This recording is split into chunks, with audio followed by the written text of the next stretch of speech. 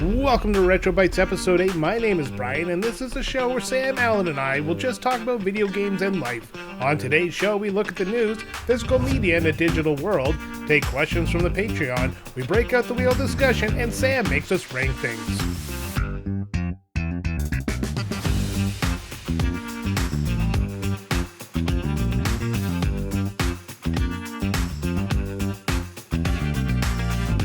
Before we get into the discussion, I have to mention our social medias, and we have a Patreon. Head over to patreon.com/retrotopia, and you can join for free, where you'll be able to take part in polls, comment on the shows, submit comments and thoughts to be read on future shows, suggest topics for shows, listen to Quick Play, as well as a special extra topic on RetroBytes itself. If you want to join the community without joining the Patreon, you can still do that. We're on social media. Head over to linktree/Retrotopia. That's linktr.ee/Retrotopia, where you can find a link to all of our social media, including Twitter, Blue Sky, Instagram, and of course our Discord, where you can talk to all the hosts and our ever-growing community of nerds. Now let's begin the show. Welcome to RetroBytes. Sorry we're a little bit late. I would blame myself, but I'm too awesome. But with me, as always, is Sam and Alan, as we get together once a month, and we just shoot the shit. So, Alan, how are you doing? I'm doing well, Brian. You know what? I wouldn't blame you either. At least not to your face. You can't. I'm too cute. Well, you know, I might blame you later when nobody's around. I'm good. I am actually very happy to have you back with us. Yay! It's nice. We are the power of three once again, and it's awesome.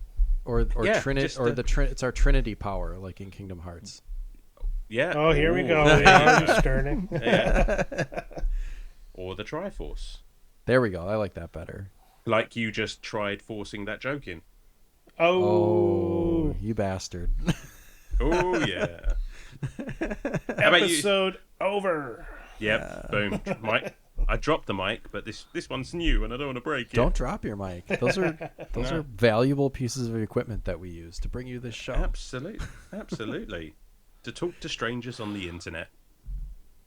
Yeah, basically. All those lessons when I was a kid, don't talk to strangers, right out the window. I'm not exposed to talk to strangers. No. And now, you know. Sam! Yeah? How are you? Fine, how are you? Not bad. Just gonna kill that dead space that's going on there. Yeah. As we peter out. Great answer though. How are you? You sound like my kid when he comes home from school. How was school? Yeah, it's good. Yeah. What did you learn do today? I don't remember. Stuff. Yeah, I don't remember. That's what my kids say. Yeah. I ask them what they're. Mine does too. Oh my god! Thank God my kid is not special. No, it's like, oh, what did you learn today, or what are you doing in school? It's like, I don't really remember. It's like, the fuck you don't remember? You just don't want to talk about it. The fuck am I paying for? I'm just making you do something, and you don't want to do it. Yeah, to be fair, that's how I come back from work as well, though. So how was work? I don't know. But you've earned that by going through school. That's true. Now, I did mostly go to school. Mostly. Yeah. What did you learn in school, Alan? What did you do in school? That there are no repercussions for literally bailing out of the last couple of years. Yeah. All right. Yeah. Fair enough. That works. All right. What have you guys been playing in the last month? Sam, do you want to tell us what you've been playing in the last month? Yes, please, Sam. No. Tell us. We haven't heard. Yeah, no. I've been loudly decrying. I'll save my thoughts on Kingdom Hearts. I'm playing Kingdom Hearts. I think they got it. I have some opinions on Kingdom Hearts. You dropped to decrying. You know, I mean that's shit. Crying. I was crying. Fucking pissed. But I am going to finish that game. I am going to put forth my best effort, even though I want to be done with it now. I'm gonna press on, because apparently you said Kingdom Hearts 2 is much improved over the first. So oh yeah. Kingdom Hearts 1 is very Final Fantasy focused, but I think it's Kingdom Hearts 2 they kind of dropped the Final Fantasy characters and focus on mostly the Disney aspect in the world they built. Okay. So yeah, the Final Fantasy characters were fun originally, but definitely not something that made the game special. I think there were a couple in Kingdom Hearts 2, were there not? Final I'd have Fantasy to play characters. it again. It's been years. Yeah, there are, or they're kind of like dollar store versions of Final Fantasy characters, like one that resembles Cloud kind of, but isn't quite. Or there's another one that's Yuffie is in there, and so is Sid. So there are some Final Fantasy characters, but some are like generic Final Fantasy type looking characters. I don't know. I guess you can throw me comments if I'm wrong, but whatever. It's Kingdom Hearts. Whatever.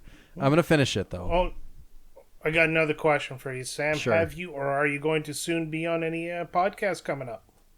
Yes. Outside of our own. Yes, I will be on Still Loading, which I think. Well, we recorded that a couple weeks ago, and that is for Beloved Rapture, which I've mentioned a few times. That's a fantastic game. And got to sit down and talk to Josh about that. So that's going to be coming out within the next couple weeks or so. And then there's a few that I think Danny over at Retro Wars has in the can. I know that we talked about Primal Rage. There might be some other ones. I record stuff with Danny and then I forget and then it comes out. And Yeah, I was that's how I do I'm it like, too. oh fuck, I was on that one. I think we did. I think we did Soul Reaver because we had just finished that one. And then Alan and I recorded that and I was like, well, he's like, oh, you did Soul Reaver? I just played Soul Reaver. So I was like, all right, let's do it. It's a quick win. Yeah. So if you want to hear our Sam's thoughts on Soul Reaver, listen to our show. And if you want to rehear them, listen to Retro Wars. Yeah. Might be different because who knows? I Yeah. feel different on different days. But otherwise. That is true. Yeah. Oh my God. Yeah. No, That's happened to me. I don't I've been remember. on 2 podcasts there. I was with Remember the Game, and then I was talking to somebody about, I think it was Lufia 2, and I mentioned something, and they're like, you didn't say that on the podcast. I'm like, oh shit. Oh no. People know that I'm just faking it half the time. Right. Can we just establish that literally anything that is said on this or any other podcast is just literally in the moment, and we aren't taking notes? Right. I don't take responsibility for anything. But My opinions last 15 minutes after you listen to the podcast. right, they are not Change evergreen. based on nothing at all. They are only for that moment. But I do have a couple other games that I've been working on. We just finished It Takes Two. That was a fun game. Oh, That it's is a great game. Yeah. amazing. Some of the parts at the end are really tough to do with a partner. Like some of the things where you have to like simultaneously platform or like there was a part where you had to like ride the rails kind of, and there were these I think they were like microphone snakes or whatever. And then you had to be in the same area because one of the characters could like sing and keep the microphones away. So if you were just a little bit off, like I got like snapped up from behind by one of the snakes. I was like, fuck. Anyways. That's what I love about that game, though, because it really sort of, you've kind of built up that rapport with whoever you're playing it with throughout the game. So by the end of it, it's just like, it's still kind of tough, but it's just like, you've been in it together the whole game. So it's just like, yeah, we can do this. Right. And, it's like, oh, okay. Yeah. Yeah, I know what we have to do. So let's like, here's what we need to do. Like the thing will kill you. And then it's like, all right. And I like that you can keep trying again pretty much as you'd like without any repercussions. And then I'm playing 2 more I got going. Advance Wars Dual Strike, which is excellent. It's so much fun. I love using the dual screens. I don't know, like it doesn't add very much versus like I've only played the first Advance Wars on the reboot collection, and it doesn't do a whole lot different, but it does use that DS top screen to pretty fun effect once you get like the dual battles going. So there's like an air component and a ground component, or there's like 2 fronts or something like that. It's kind of cool. And you can either let the AI control the top screen, or you can take over on the top screen and run both. Neat, very neat game. Really well. I like when games use the DS hardware to the full extent. And then I think that's it, I guess. I don't know. I'm kind of between a few things right now because I was playing High on Life, but I didn't really like it, so I stopped playing it. It's High on Life was good for like 10 minutes, and then the comedy wore thin, and the game was generic. I just snagged that on PlayStation, but I haven't downloaded it yet. Just you give it a shot and let us know what you think. But like, just the gameplay alone wasn't enough to like keep me entertained. Because by the time I got to the second boss, I wasn't having fun. Like I was like, yeah, I could keep trying at this and eventually beat this boss and move on. But like, I'm on the second bounty because you're like a interdimensional bounty hunter, which is cool. And it's just like I'm a huge fan of Rick and Morty. So like, if you were to, it just seems like this could have been a Rick and Morty game, just full stop. Like you don't have to just like take the, some of the ideas from it or whatever. And the gun is Morty's voice, which is really funny. It just sounds exactly like Morty. But by the time I got to the second boss, I still had this like shitty pistol that didn't do anything else. Like there were no weapon upgrades to speak of that made the first fight any more fun than the second one. So I was like, if this is kind of how this is going to be at this point, I'm out. Like I'm not having that much fun. Well, I don't see myself playing it anytime soon because I've got quite enough on my plate as it is. And what is that, Alan? Oh, God. I just... when it rains, it pours. I mean, I've still been playing Pokemon Violet on and off. I've sort of gotten back on that. And lovely. It's cool. I'm just figuring out because obviously it's a very, very different kind of map than any other Pokemon game. And I'm just like, well, where the fuck do I go? Please, hem me in. Like, make this a bit more linear. But I'm figuring it out. We have been playing a lot of Borderlands 2. We've kind of committed to like seeing off the last couple of DLCs because we really want to move on to our next co-op game. But, still really enjoying that. What else? I've been trying my best I've been taking several runs at Sonic Spinball, trying to beat that game as part of Alan's Year of Sonic. And I can get pretty far, but I'm not very good at pinball. It is tough. And well, it does the thing that pinball does, where like if Sonic or your ball or whatever is Sonic like falls in just the right way, there's like absolutely nothing you can do to recover it. Fuck all you can do. Yeah, 100%. Yeah. I am... What else am I playing? I'm playing a couple of games for quick plays, and one of them I can't think... Oh, there it is.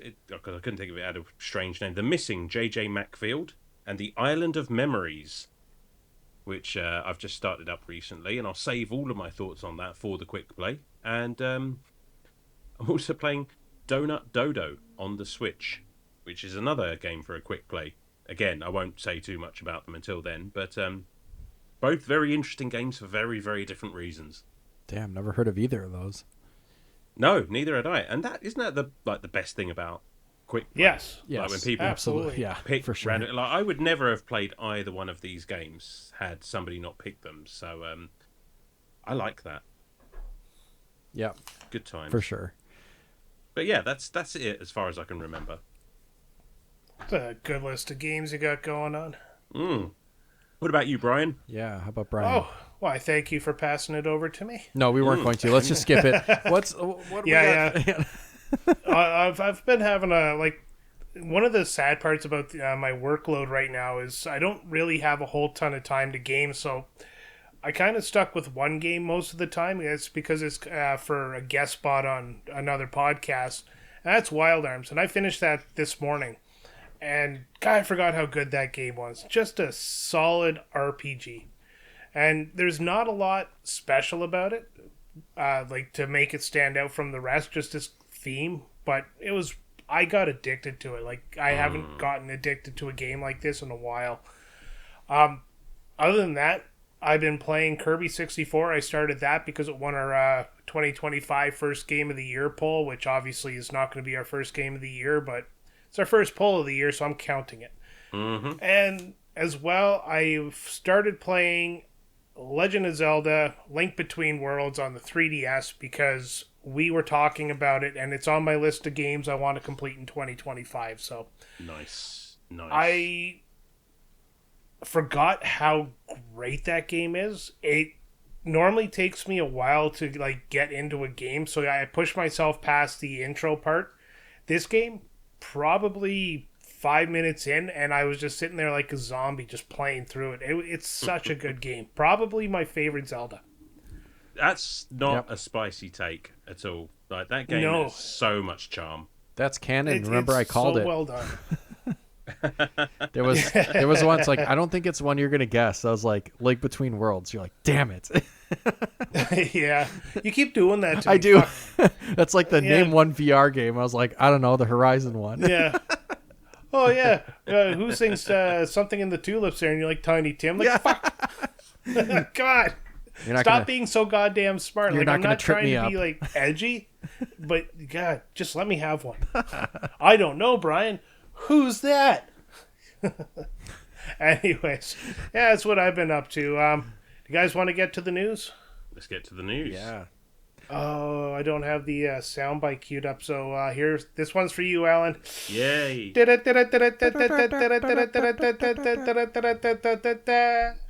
news.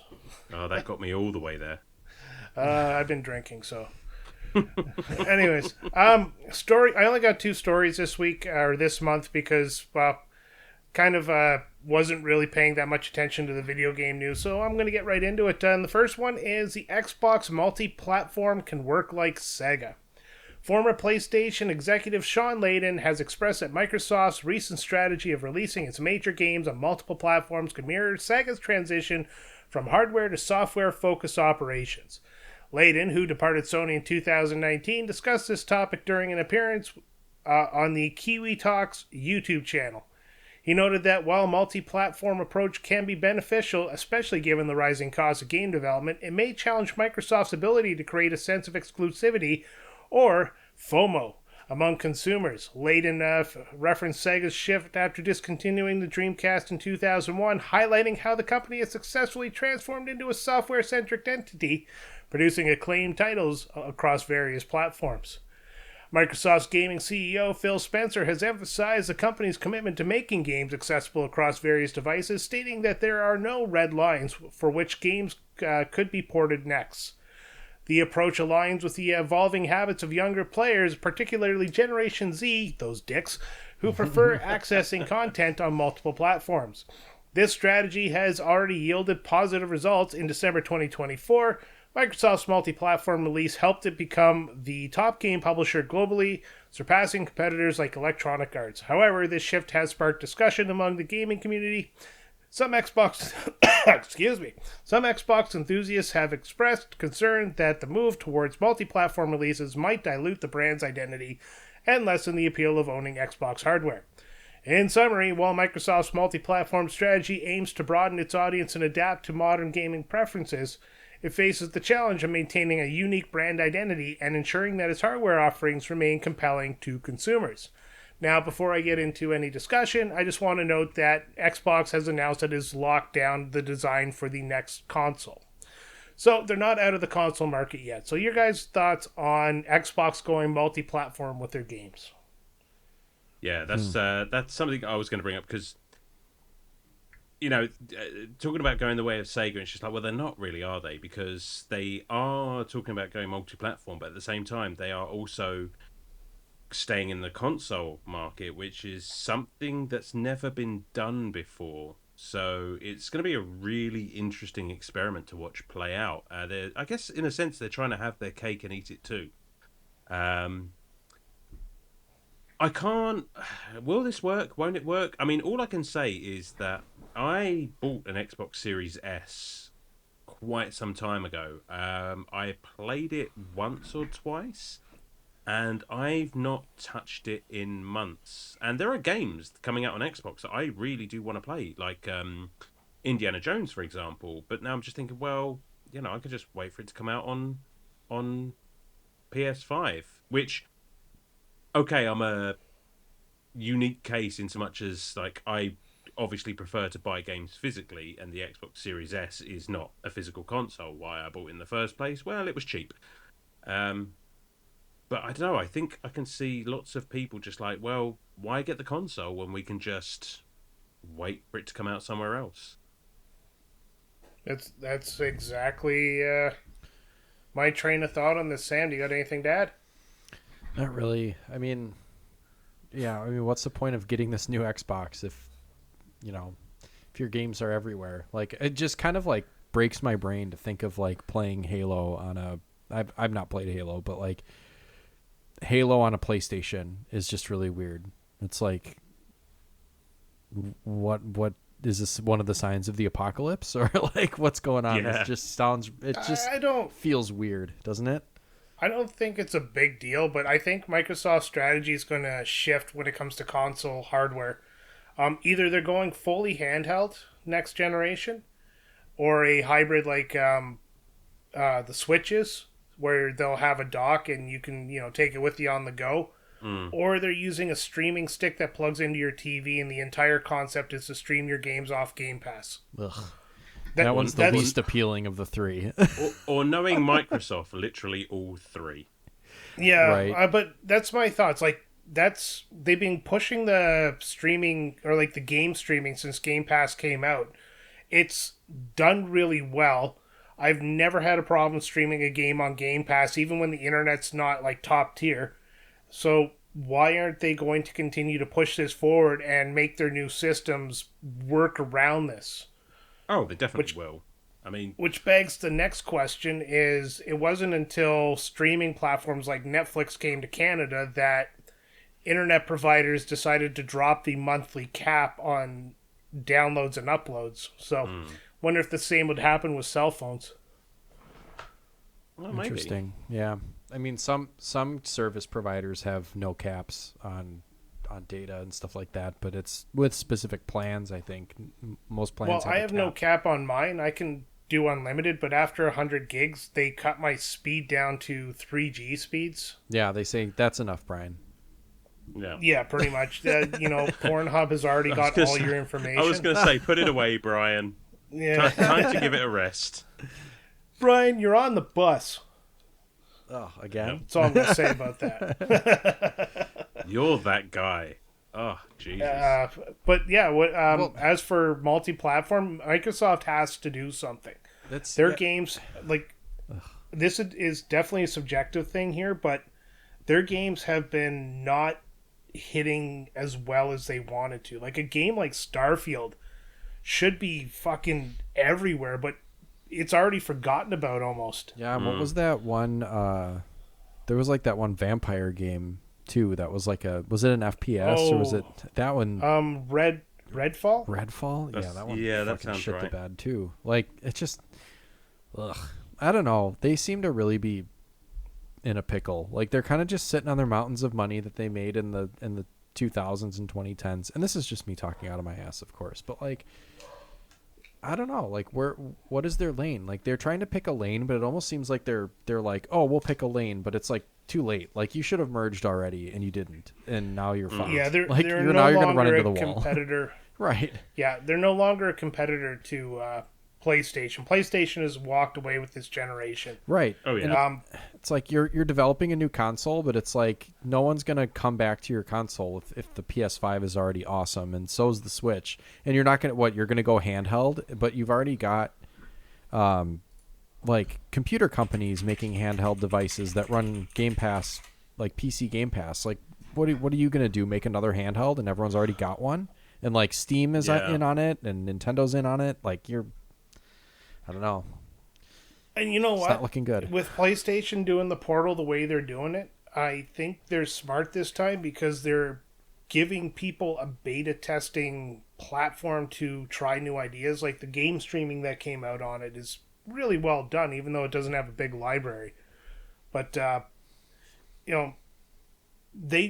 they don't need to do much. I suspect one day they'll release a handheld system again to compete with Nintendo, but Xbox's only option now is just to release a full handheld system.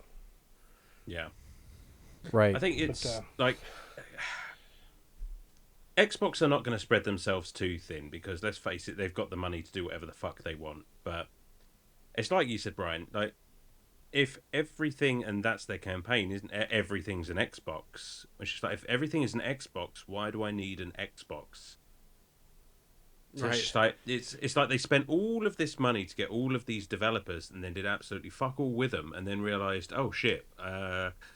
Well, I mean, kind of shat the bed on that one. So what do we need to do? Nobody's coming over here for all of these games that we just bought. We'll just have to take them over there and see if anyone's interested. Everything is an Xbox reeks of like, fuck, we forgot to do our homework. Let's just try to throw something together real quick and like, you know, like, oh, everything is nothing. It's like, no, that's just like a bullshit response. Like, that's... I just looked up. You have a PS5. You have an Xbox. Yeah, I just looked up sales consoles for all time, and PlayStation 5 is less than 10 million off of the Xbox 360, which is a very obtainable goal, and that would actually make every numbered PlayStation console outside of their handhelds outsell every Xbox console ever released. Damn. Yeah. Like even the PS3 outsold the Xbox 360 in the end. Yeah, eventually. I mean, and that's to say nothing of the Xbox 360, because it was the best one. It was absolutely outstanding for its time. I hands down prefer it to the PS3. Yeah, how it lost to the PS3 is mind-boggling. It had a better online system, a better chatting system. The PS3 was still like figuring it out as it went along. The PS3 was so hard to make games for, and they still lost by 3 million consoles. Which isn't... I wonder if it was... It's not terrible, but PlayStation 3, remember, it was like overpriced and it was not selling, and 360 was walking away with it. Then the Red Ring of Death happened. Oh, yeah. Forgot about that. All right, let's get into that next story, because we could talk about Xbox all day, and I don't want to. It's not an Xbox podcast. Yeah. Next story I picked for you guys is less for me, because I'm not a Pokemon trading card guy, but you guys, a lot of you posted in the Discord your online Pokemon trading cards and what you got. I don't understand why you're so happy, but this story's for you guys. So, Pokemon trading card system is changing. Again, don't forget this story is within the last month, so it might already be done. Pokemon Trading Card Pocket recently introduced its long-awaited trading feature, allowing players to exchange cards within the game. Players must utilize 2 new in-game items to initiate trades: trade tokens and trade hourglasses. Trades are restricted to cards with rarities between 1 to 4 diamonds or 1 star, and both parties must exchange cards of the same rarity. However, the trading system has faced significant criticism from the player community. Many argue that the numerous restrictions and the necessity of specific items like make the process cumbersome and detract from the enjoyment of trading. Some players feel the system's complexity seems designed to encourage spending real money rather than facilitating a fun and straightforward trading experience. In response to the backlash, publisher Creatures Inc. acknowledged the feedback and announced plans to revise the trading feature. They explained that the initial restrictions were intended to prevent abuse from bots and multiple accounts, aiming to maintain gaming balance and the core fun of collecting cards. However, they recognize that these limitations have hindered players from casually enjoying trading as intended. The company is actively exploring ways to improve the system and plans to offer multiple methods for obtaining trade tokens, including through event distributions. Currently, players who log in receive enough trade tokens for a free trade of the highest tier card. Specific details on how the trading system will change have not yet been provided. This situation highlights developers' challenges in balancing game mechanics to prevent exploitation while ensuring an enjoyable experience. All right. As the game evolves, player feedback remains crucial in shaping features that align with the community's expectation and enhances overall satisfaction. As a non-Pokemon person here, I leave this one to you guys to comment on. Yeah, and Alan, you don't play this, do you? You don't have Pokemon no, TCG on your phone? I mean, I did for a while, and I was just like every day just opening a couple of packs and what have you. But I never, I never battled or I wasn't even aware that trading wasn't a thing to begin with. I was just like, it's just because I played the Pokemon trading card game back in the day when it was a physical card that I should have taken more care of and stored away for retirement. But So honestly, this like that entire first paragraph just fucking baffles me. Like I don't understand a word of that, which sounds Yeah. like the main criticism. It's just like, well, Right. it looks like nobody understands it, and I have to wonder.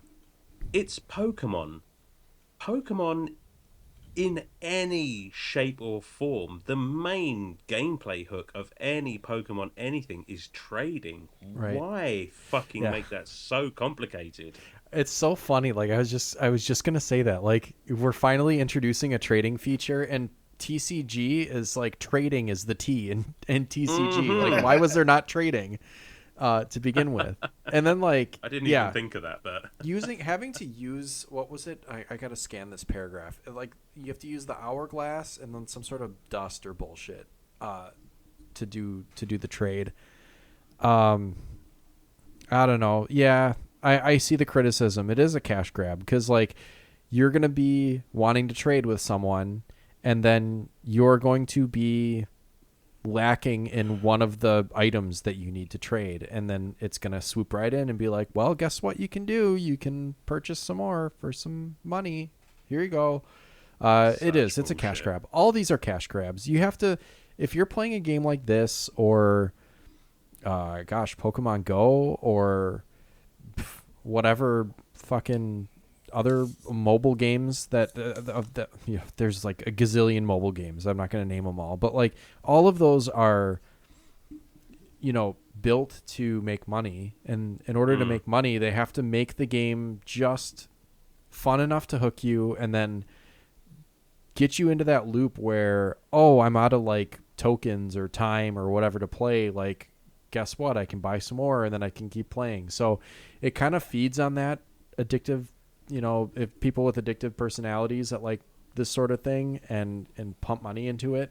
Unfortunately, there are quite a few people like that. I'm not one of them, luckily. So I've never put money into the trading card game, and I won't. So it's like, no. If folks from the Retrotopia community want to trade with me and we can make it work, that's awesome. But otherwise, like, I'm cool opening a couple packs a day and like playing some of the single player battles, and it's just kind of fun to fuck around with every now and then. But yeah, I don't know. We'll see. They always are making changes to these games. Like Pokemon Go is nothing what it used to be back when it started in like 2015. I mean, that's can you believe it's been like just 10 years of Pokemon Go? It's like, and we're still I playing remember it. that year. That was a good year. Mm-hmm. That's the closest we've ever come to world peace. Such a fucking fun game too. Like I still like it. I don't always play it anymore, but like, especially when it's nice out, if I'm like trying to run and get back in shape, I'll throw Pokemon Go on my phone and run, and then I'll hatch some fucking eggs. You're making me want to re-download that game. It's fun. Do it. Just do it. So my question about this then, based on what you've said, and obviously, like, I defer to your knowledge here.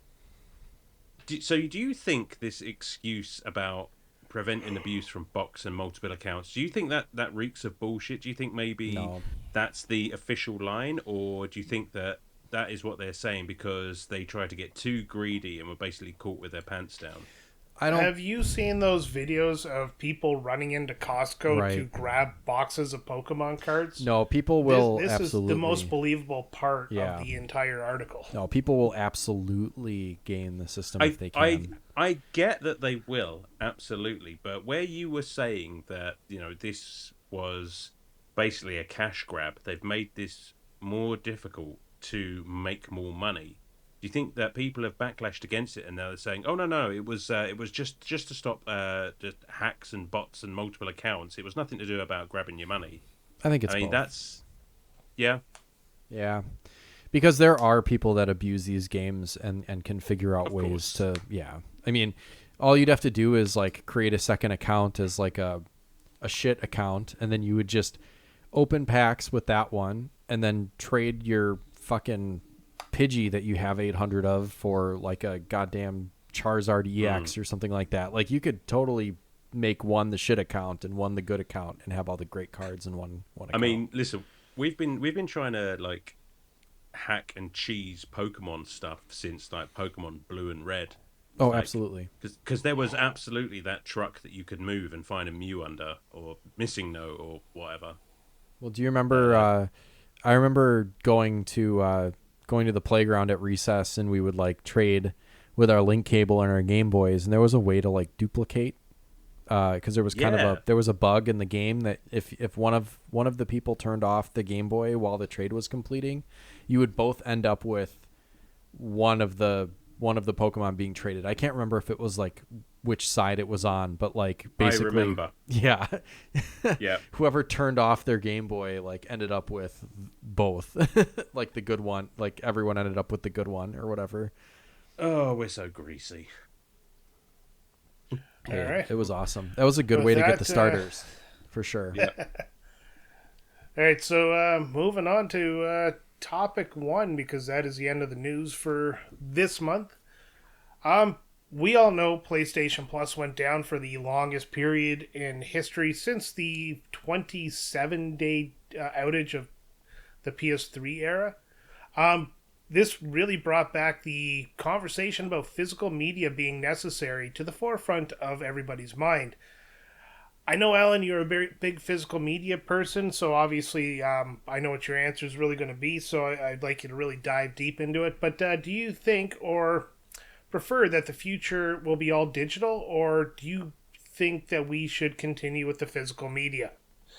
I know you think that I will, but I'm not going to be smug about this because, yes, I do prefer physical media. I always will.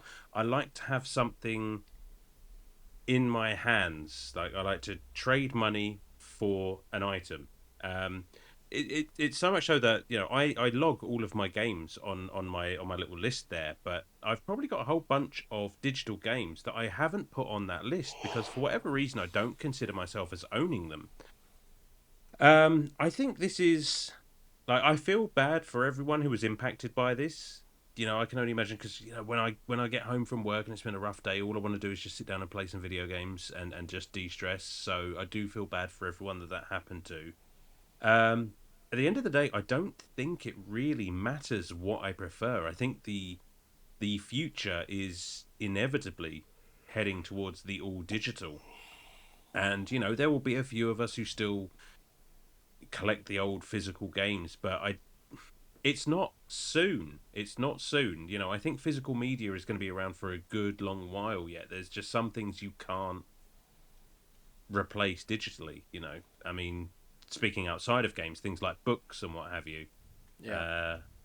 You know that you will never be able to replace a book. You know, I know they have the Kindles and what have you, but it's just something about the actual physical item there. And do I want it to go all digital? No, of course not. We've discussed this. I have one all digital console. I never use it. You know, I'd much prefer to have something there, but I think we're still pretty early on in the all digital age. So things like this are going to happen. You know, it's if you look at our lifetimes, this is still quite sort of more or less still in its infancy. You know, I know it sounds like we've had these sort of digital services for a long time now, but we really haven't. And I think as it goes on, they'll get more and more reliable. And yeah, that'll just be the way of things. Yeah, no, that's a great point. Was that deep enough for you, Brian? Oh, that was you got all the way in there, buddy. I'm going to counter your point though, because I have an Xbox Series S. No, yeah, I have a Series S, but I have a Series X, a PS5 with the disc drive. So both of these have disc drives, and the Switch.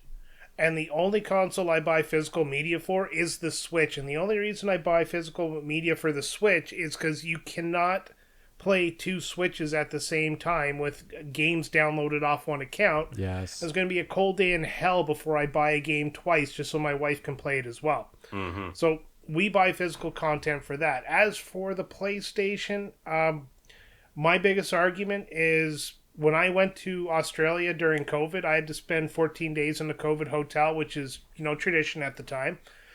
And having all my media digitally on my PlayStation, all I had to do was hook it up to the internet, and I had like my entire library of games. So I'm a big fan of digital media. Yeah, I do love older games to be physical. I love cartridges, but not so much discs. I have PlayStation 2 and PlayStation 1 games, and that's pretty much where I end. Yeah. I've gotten a couple of PS3 and Xbox 360 games, but they just don't feel the same. Something's gone away from it. Biggest thing, I think, and Steam already does this, is the ability to play games you've already downloaded offline. And that's what the PlayStation was lacking during this. That's what it's not that I didn't have the game on my console. It's that I had to connect to the internet to say that, yeah, I was allowed to play it. Give me that access. I don't know. Give it to me for 48 hours. That would be 2 days, which would have completely made this entire outage moot. Give me 48 hours where I can play that game. After 48 hours, say, well, I can't let you play the game anymore. That's like my only concession. Yeah. But I'd still be pissed off if after 48 hours I couldn't play the game. Cause you mean downloaded. Like having some sort of like a check-in system, like, you know, you've purchased this game, you have the right to play it. Just like your system's going to run some sort of check every 48 hours or so.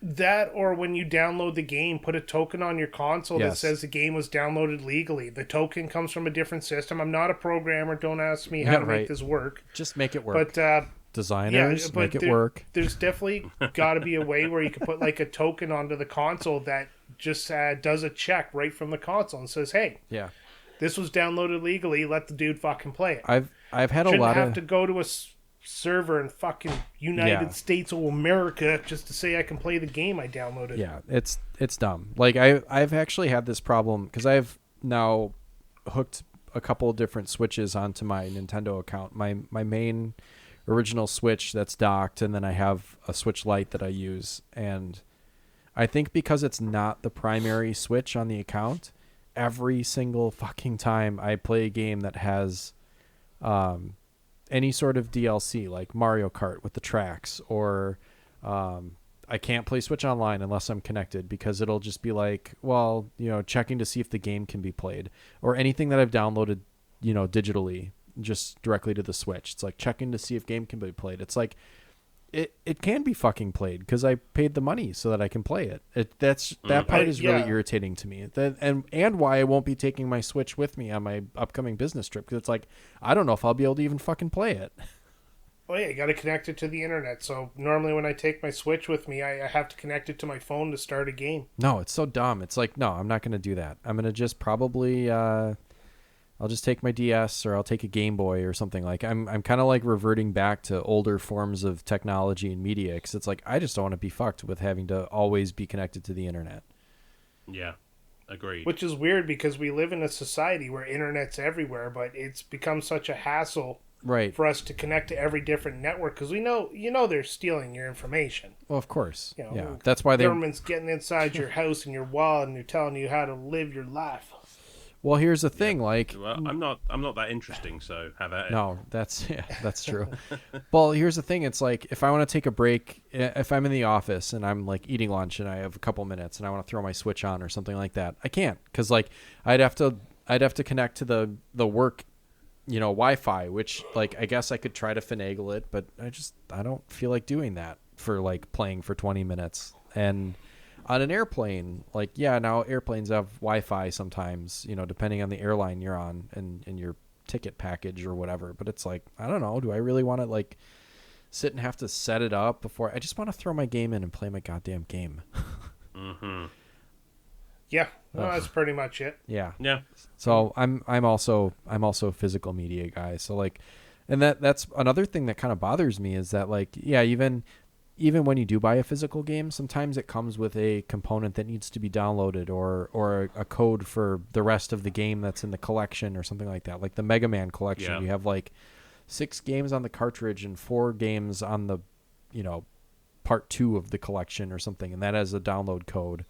Once the storefronts close down, like, that stuff's just going to go away, and you're going to be left with a cart that, only has half of a game on it. Or not the whole thing. So that kind of sucks. That goes back to our conversation: is do you own the game? Are you buying the game, or are you buying the rights to play it? Right? You're just buying the rights to play it. If we're being honest, like that's what really always is in the back of my mind with streaming and with these subscription, online services for games is like, yeah, what if the internet goes down, guys? Like, then what do we do? Then we're not, it's not the biggest problem, honestly. It's like, no, yeah, you could find something else to do, but still, it's like you're paying for a service, and it should work if you're paying for it is all. But like, it's dependent on another's. It's one service that's dependent on another working. Sometimes, like if the internet goes out, you can't do anything. You're kind of fucked if you don't have physical media to play with. Yeah. Yeah, I mean, I completely agree with that, obviously, because that's my side of the fence. But at the same time, like Brian, like you make some excellent points as well. It's just like, yeah, if I do want to take my console, am I really gonna like lug around a handful of physical games? It's just like you are kind of paying for that convenience. It's just, I don't know. It's everyone wants it to be all digital, keeps the costs down. It's just. But that's the problem. Is it's not keeping the costs down because it's not. Without sending out a plastic case and a plastic disc and 5 cents worth of paper, the price of the game hasn't decreased. Right. Oh, that's true, I suppose. Yeah. I can get into the foot stomp and anger on this one, but I'm going to avoid it. Well, I think that it's not. It's to me like the digital, and this is not the way it's trending, unfortunately. But to me, like, having digital services or streaming services are good, and also to like cover the stuff that like not everyone can have everything in their collection. So that expands your collection by allowing you to play some things online or access things online that you wouldn't normally have on your shelf.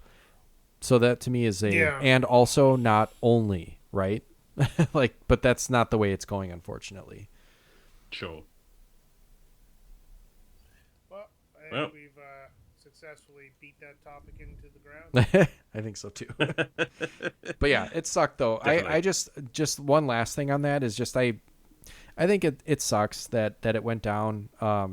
Unfortunately, like, people can kind of say, and we did kind of in the Discord even say like, yeah, I mean, it sucked, but we found other things to do and we were fine. But you do, like, there are people that rely on streaming or run tournaments of games and stuff like that online, and that's a source of income for them. And unfortunately, that gets taken. That's probably a small minority of the total user base of a subscription service, but it's there and it's significant. Like those people lost out on income for the if you're going to stream a game and whatever, you're not able to do that anymore. If the system that you play on is down, so that sucks. And hopefully those people didn't have too hard of a time with it. Yeah, exactly. All right. Any last thoughts on this, or do you want to move on to something new we're doing? Let's do it. Yeah, let's do something new. All right. So we came up with an idea there. For if you are part of our Patreon, the Hero tier, that's for $2 a month, you have access and the ability to ask us game-related questions that we'll answer when we're together, which is actually a rarity since only one of us does the introduction to an episode now. So the only caveat to this one is to avoid the goofiness we normally get. These have to be directly related to video game topics or things you want to know about the video game sphere that you want us to answer. And we got a couple of questions or a couple of comments from some of our Patreons here, and we're going to start with the big deal. And he says, you established on the Sonic 2 episode that Alan is Sonic, Sam is Tails, and Brian is Knuckles. Did we? I guess we did. I think we did, yeah. Yeah. And I'm Tails because Tails has two penises. I thought that was pretty funny. He wants us to pick another gaming trio and establish who is who, preferably based on the number of penises each character has.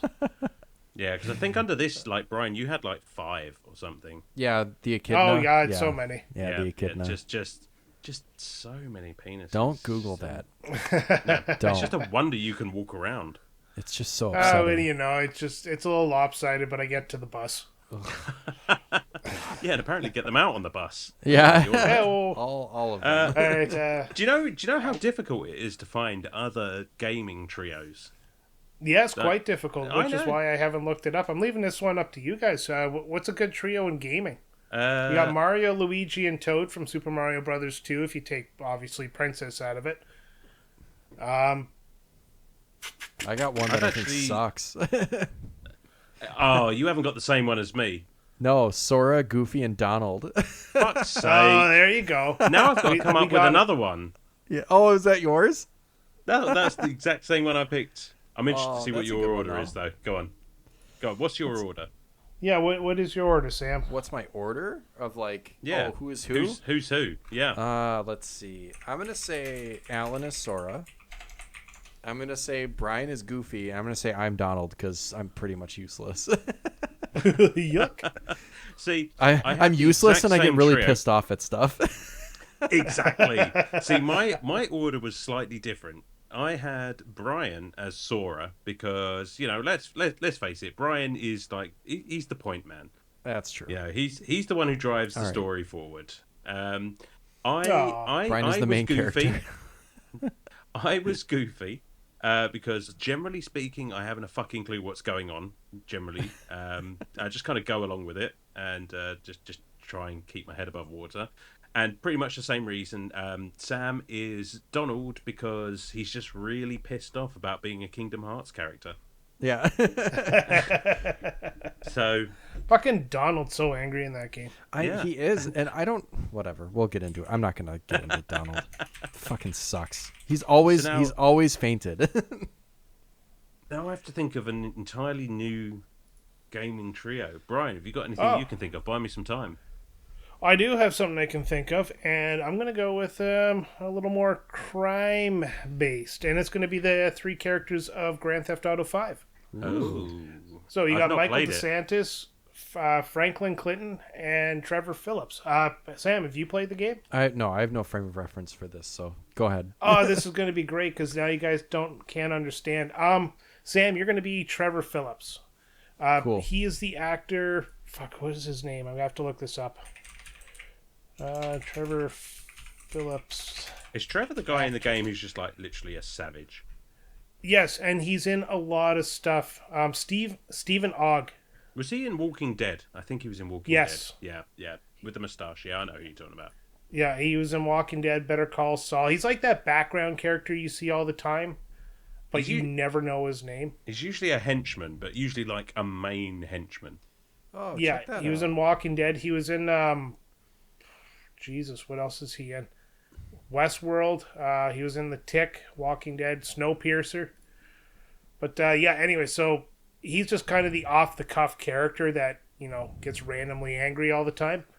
Nice, yeah. I'm going to make Alan, you're going to be Franklin Clinton, the young black protagonist of the series. Okay. Who is kind of inquisitive all the time and, a little bit late to the story, but... a very beloved character. And I would be Michael DeSantis, the kind of main guy, the focal point of the story, and I'm full of myself, so it's perfect. Damn. I like it. The Stephen Ogg can rock a stash. I like that. That's something, right? Ogg can do a lot. Yeah, he's got. But you guys got to play Grand Theft Auto 5, at least the story mode. Don't play the online mode, because screw that. Oh, it's up there. It's just I've got to play Grand Theft Auto 4 first. I know they don't. It's not. I know it's not a story thing. It's just the way my brain works. I understand. All that shit. I'm there with you. Yeah. All right. I've had to quickly just randomly look stuff up and see if I can scramble for another 3. And the one that catches my eye is Bulbasaur, Charmander, and Squirtle. Oh my god! How did I not think of that one? All right. Good one. I'm gonna make myself Bulbasaur because I don't know, kind of big, dumb, and adorable. Sam, you're going to be Charmander because you're hot. And hot. Brian, you're going to be Squirtle, and I'm not allowed to say why for legal reasons. Because you make me squirt, baby. Well, yes, that was it, but Put that on the list of things I didn't want to hear today. All right. Love it. All right, that was a great one. That. All right, moving on to Radmac. He asks, I hinted at it in last week's comment for Donkey Kong, but I'd like to hear the debate from you 3 of you, so here it is. I posted that Sonic is only a successful IP because of the mascot and associated art and music. The gameplay is and always was trash, and this has manifested in the kind of media that Sonic should have always been: film and cartoons. He is a shitty character to interact with, but awesome to watch. I'm going to go hide under my table for a minute while, Alan, you attack. I might attack too. I like Sonic. You've broken Alan. Oh yes, I noticed this. I noticed this comment in the Donkey Kong episode. Who did that intro? Was that you, Brian? No, I thought it was you. Oh, I can't. Yeah, who did? Might have been me. I can't remember. That was like, what, 2 weeks ago? Yeah, it wasn't that long ago, but I can't remember. See, I obviously respectfully disagree, Radmac. He doesn't respectfully anything on this one. He is being very, very disrespectful. No, it does wound my heart a little bit. It does hurt my heart a little bit, but no, I mean, I can appreciate that, everyone has their favourite, right? And your favourite is usually the one that you grew up with. Now, Sonic is a successful IP that we still enjoy to this day. Yes, the games do look amazing. I would argue that just about every Sonic game looks better than every Mario game. If we're going to do a like-for-like comparison, the music is always better than a Mario game. The character is a lot cooler than Mario. All of this actually proves your point, Radmac, because, that's all outside of the gameplay. And, you're right that, Sonic is an awesome character to watch. He's an awesome character, But I don't get this argument that the gameplay was trash. I don't know, maybe it's because I grew up playing it, but I don't get it. I don't... Like, when I play a Sonic game, there's nothing... It's responsive. It's not slippery, It's very smooth. It's not choppy. It's, I would say, more interesting and more engaging than something like a Mario game, because you really have to pay attention to what's coming and react accordingly. But that said, I would say it's easier than something like Mario or Donkey Kong. But then again, maybe this is just because I'm born and bred on these games. I could probably play Sonic 2 in my sleep. I'm gonna counter you here. Go on. Before you you lose us a Patreon. I'm going to agree with Radmac there. One thing I always remember about Sonic as a kid was the cartoons and the media outside of the games. Obviously, I was a Nintendo kid, so I do bias towards Nintendo, but we've been playing Sonic, and I will admit, 2D Sonic is better than 3D Sonic 10 out of 10 times. But the movies are better than the games. Like, the current movies are better than any of the games that are out. It took some kids making a fan game for Sonic Mania to become a thing, which is crazy. So, yeah, and it's always been that way to me. Sonic is a cool character, but in the video games, you don't get what's advertised, which is to go fast. So many times when we played it, you'd run for like 5 seconds and you'd hit a wall. You'd jump and try to avoid it. You hit spikes. Like, it just, for what they advertised when I was a kid, I don't know. It was more fun to watch the game be played on the cartoon version where they had stories and episodic events going on. That's how I learned all the characters from Sonic. So I'm just going to have to say that I will be the countering point to your Sonic love. I will be the Sonic is better on media voice. Can I be in the middle? Yes. I shall call you Ham. I don't know. I think... I like Sonic games, obviously, because I had them growing up, but doesn't really feel like something that, if you didn't grow up playing them, that you could just go back to. And I haven't heard... this is all just, hearsay and what I've experienced, but I don't see someone picking up a Sonic game brand new in 2025, having never played it before, and having as enjoyable of an experience as Mario. I think Mario has more generic, widespread appeal, maybe, and Sonic might be a little bit more niche. I don't think that's a hot take. And I do also agree that 2D Sonic is way better than 3D Sonic. Sounds like most of the 3D Sonic games have, there's some good ones that stand out, but otherwise have lots of problems with, gameplay. And Sonic Frontiers wasn't even finished, so we won't even get into that. But like even like Sonic Adventure, I've heard has some. I've not played it, so I can't speak to it, but I've heard has some issues just because the gameplay of Sonic going fast and doing loop-de-loops and stuff like that, kind of on a track, basically, like doesn't really translate to 3D, and that was part of the problem for them. Where was I going with this? Otherwise, I think Sonic just has like a legacy, and the character is appealing, of course, but that's why people remember Sonic 2 and Sonic 3 and Knuckles, especially that trio of games, so fondly, and that Sonic Mania was really a return to form and was awesome. I love that game. But if they could just kind of continue on the Sonic Mania path and make more games like that, like I think Sonic could really carve out a niche, but they do have to make fans of the 3D games and other Sonic media happy also. So they have to do a little bit of everything. Sure. Which is why we got Generations, let's be fair. Yeah.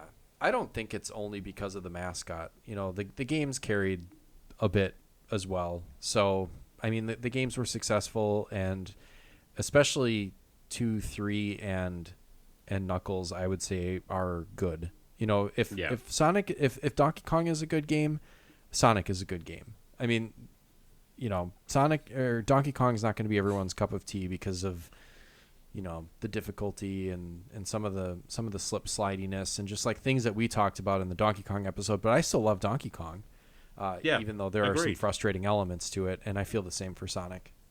Yeah, I mean, if we're purely talking about 3D Sonic, then absolutely. I'm not an idiot. I can. Yeah. Sonic 06 is basically broken, and I can't wait to play it again and get frustrated all over again. But the 2D games, I think, are genuinely some of the finest in gaming, and I think I take umbrage with the gameplay being trash. Like, I mean, it's not broken. I think that it might not be for everyone, and I'll give you that. I will cede that point. But I don't think show my boy some love. Like, trash is subjective. I mean, I know. Yeah. Experiences may vary, right? Yeah, that's true. Of course. But because I think the gameplay is trash. Well, I'm biased too. I think your opinion is trash, Brian. And I think your British upbringing has taught you to be too polite. Well, I'm not going to go all in because we got 2 more comments. I get it. Yeah. Speaking of which, we got Mr. Hooley. He asks, "What video game world would you want to explore most as a VR game? And are there any games that you love that you think will never do well in VR?" Sam, you go first on this one because I've been leaning on Alan a lot today. Sure. Yeah, I don't have very much experience with VR at all, but I think, and they may have done this already, and I just don't pay attention to VR, but a Star Wars game would be freaking cool in VR. Oh my god, every time. Yeah.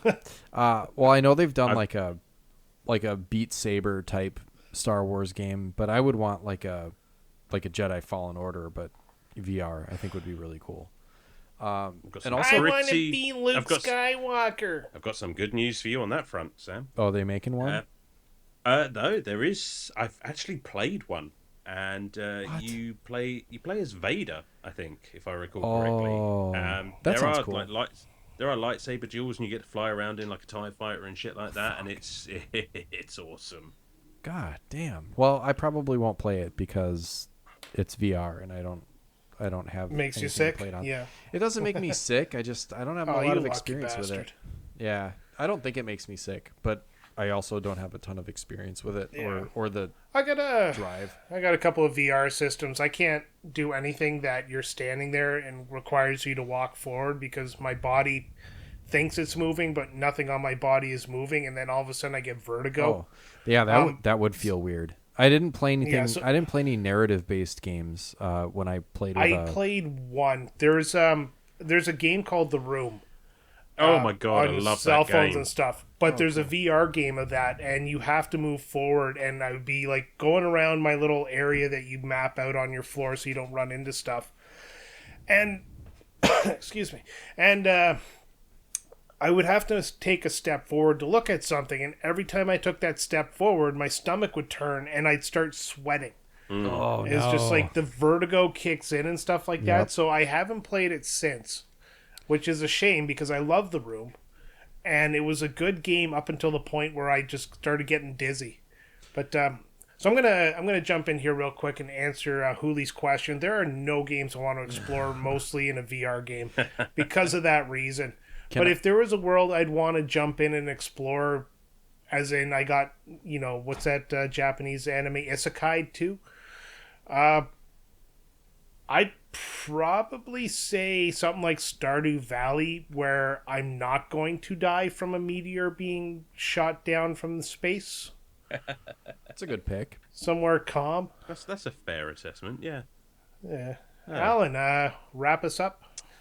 I think if I had to pick any world that I want to explore, I'm going to Mass Effect. I'm going to the entire galaxy that is Mass Effect. I'm going to explore lots of different planets. I'm going to wander around the Citadel, just taking all the sights. As long as the Reapers don't attack, I'll be fine. It'll be a nice chill little experience in the far future.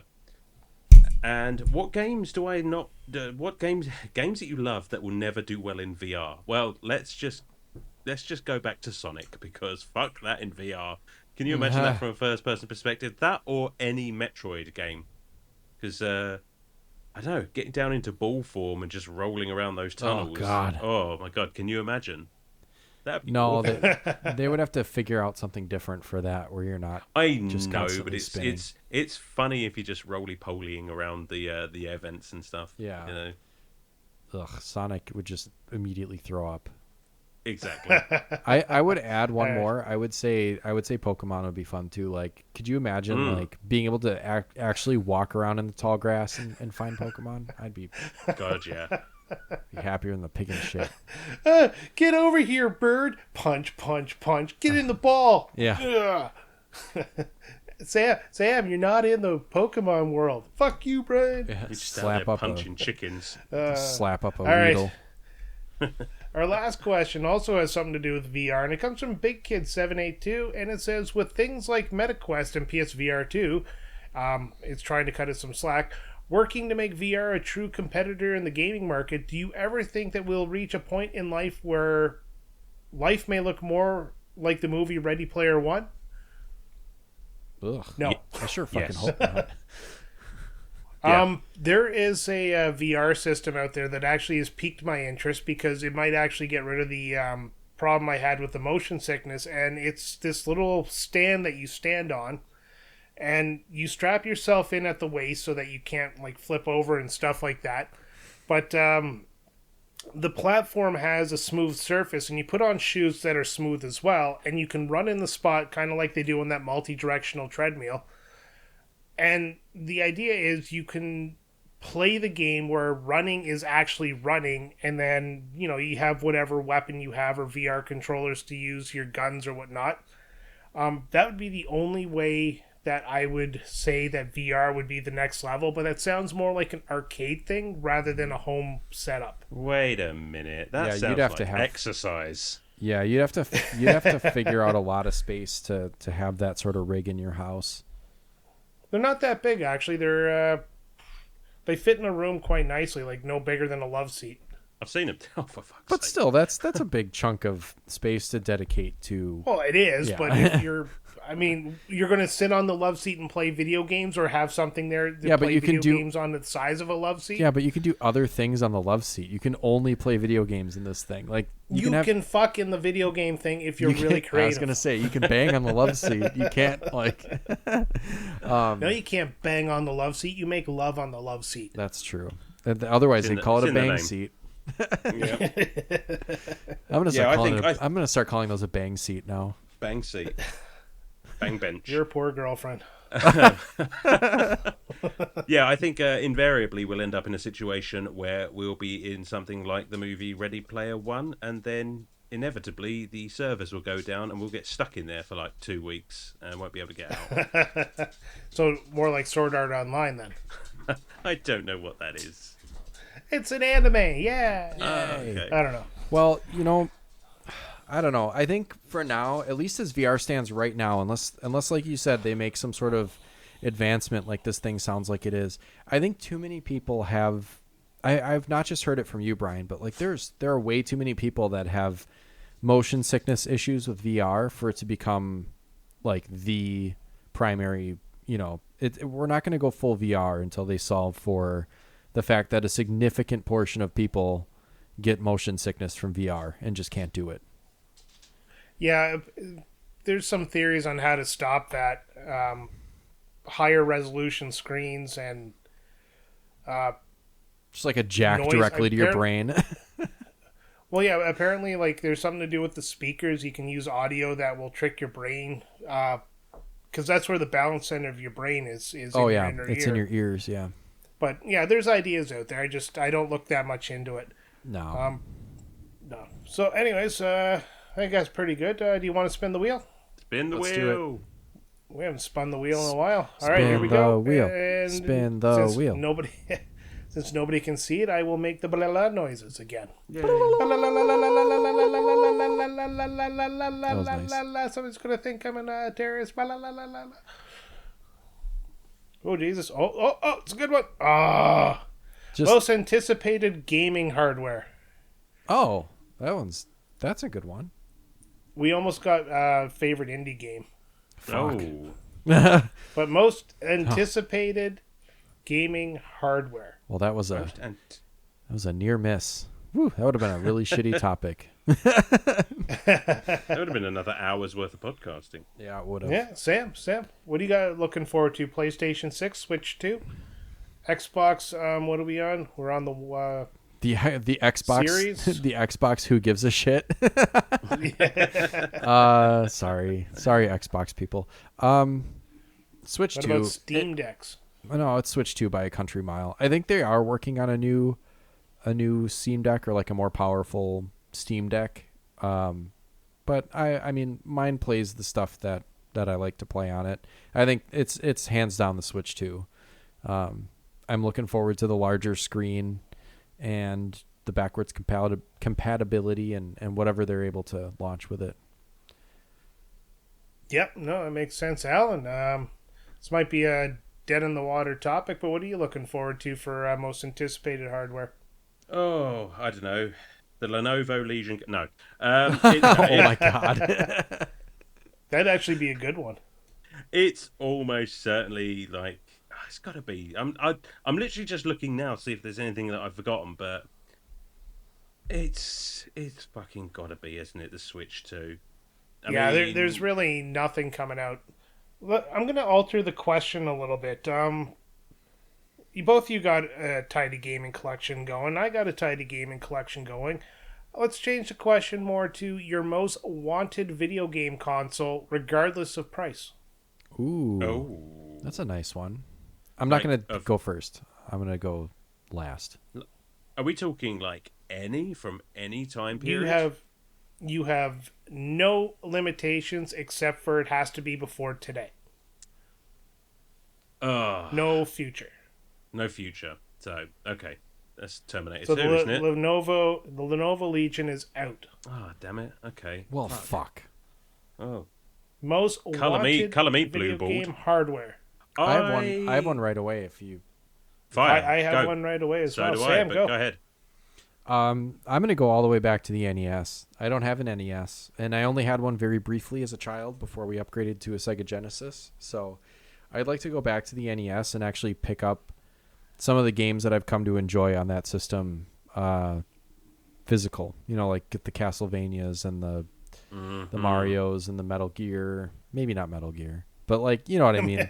Those NES tough games that, they're fun to pop in and play, and they're short but difficult. I think having an NES would be really cool.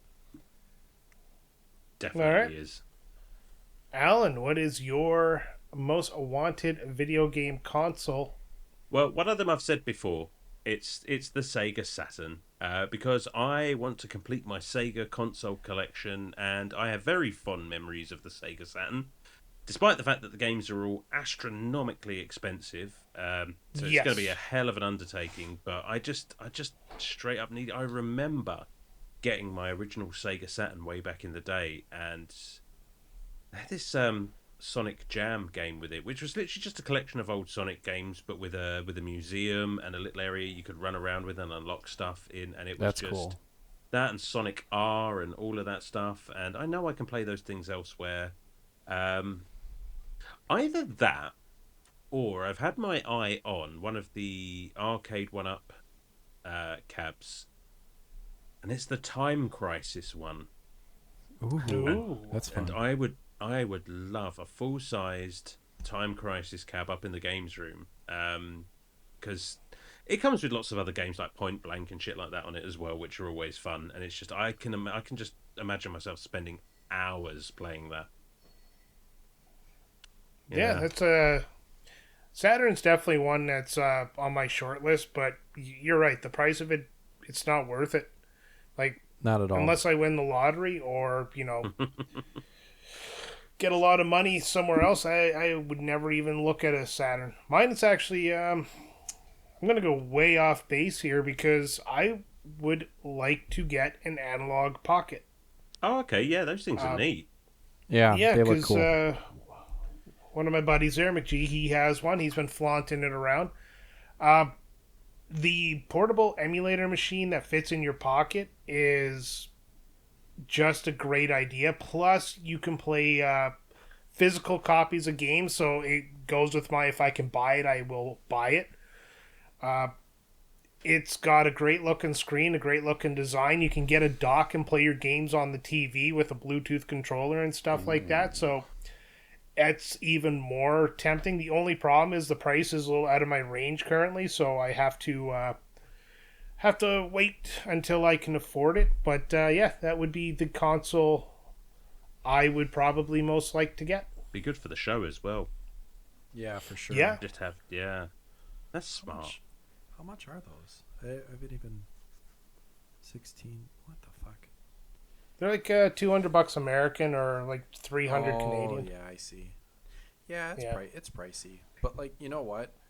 Oh, cool. If I hadn't bought as many, like I got the Asus Ally, which is pretty much my emulation machine right now, and then I have, so many other consoles. I might have bought one, but I just can't justify it right now. God, this thing looks... It's a want, not a need. This is so I tell you what, slick. Check out the Analog 3D too. It's like that N64 kind of. It's like, yeah, they just came out with the new one that does N64 games. Yeah, it looks fucking cool. Oh looks my exactly god, that like thing 64. is. Yeah, but just sexier. Yeah, just like it's not old. That's not hard. And anyway, have to worry about it breaking. This is good radio.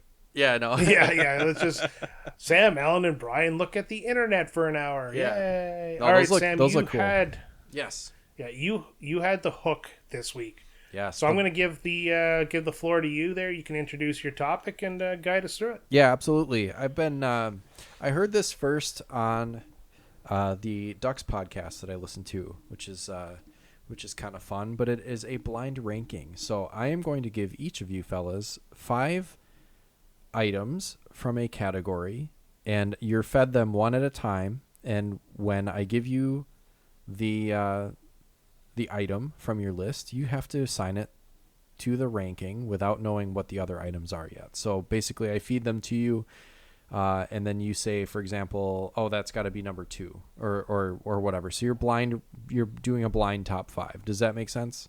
Yep. Okay. I'm Okay. with you. Yep. I've heard it in the context of like sports a lot, like a blind top, like a blind ranking, blind rank these, I don't know, goalies or quarterbacks or whatever. But I've not heard it applied to the world of video games, which I'm sure it has been at some point somewhere, but we're going to do it here. Who wants to go first? Go for it. Oh, you get to pick. I get to pick? Okay, well, in the order that I have it on the sheet, we'll go in alphabetical order. So, Alan, go for it. I'm going to have you blind rank Sonic games. Oh, so, I've never played any of those. All right. So I will start the me. list, and you just let me know where you want to slot each one, and then we'll see what your top 5 looks like. 5 of them. List. Okay. All right. Let's do it. Number 1 is Sonic 3. It's going to go into number 2. Okay. I am taking notes so that I don't forget where any of them go. Your second one is Sonic 3D Blast. I'm going to go 4. Okay. I'm giving myself some wiggle room here, so it's That's like smart. it's like going to the urinal. You got to leave those gaps. Yeah, you've got the. All right, who are you gonna make pee next to these games? All right, your third one is Sonic Chaos. Ooh, the Game Gear one. Yeah, I love that game. Bit easy though. I'm gonna put that in at number 3. Okay. All right. Your next one is Sonic CD. Fuck.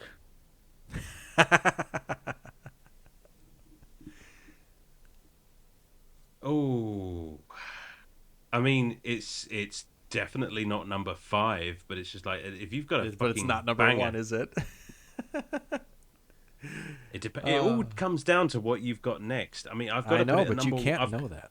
No, I know. I've got to put it at number 1 then, because it is not number 5, okay. and I just hope that number 5 is like fucking Sonic 06 or something. Yeah, that's the game you play, right? All right.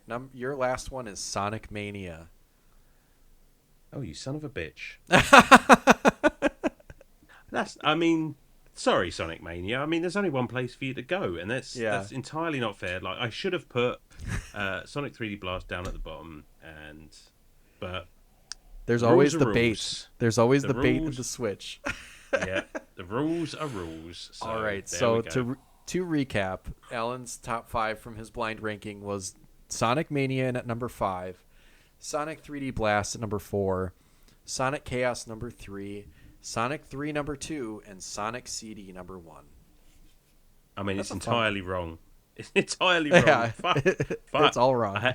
Too bad that's now canon. I hate you, Sam. That's funny. We should post these and then have you revise what you actually would rank those as. But no revisions.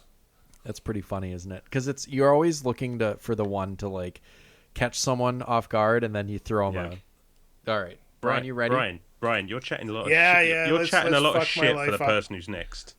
It's your It's So Brian gets to like learn from Alan's mistakes, and like potentially we'll see.